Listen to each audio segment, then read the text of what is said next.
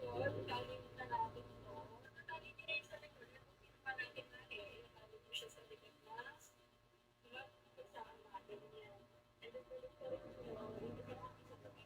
Hindi siya parang siya maluwag, yung pagkakatalo. After niyan, tuloy na rin yung dito sa akin palang yung chupe. Ayan, tulad niyan. Nabili ko sa Shein. Lagi mo na lang yung link sa comment section. Tapos, ibigay ko lang siya ng dalawa.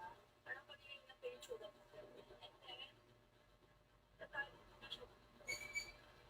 After niyan, ipitin mo yung pagtatali. Dapat kung tinali ka na sa mga, itin na sa ilalim. Tapos, ipitin mo yung ulit niya. Tapos, pinatuloy niya. Ipitin mo na rin yung pagtatapos. Ayan, yung pinalilit mo kami siya, yung pinalilit mo siya. Kaya mas pinalilit mo sa likod para malinis siya. Kasi pag hindi yung ginawa, yung promise, magugulo talaga sa likod. After nyan, pag yung chuchikitan nyo na yung pinakamahigpit, like bago kayo masasakal siya. Basta yung mahigpit siya, mahigpit siya. Hindi na nyo talaga para hindi siya gumalaw. Hindi naman siya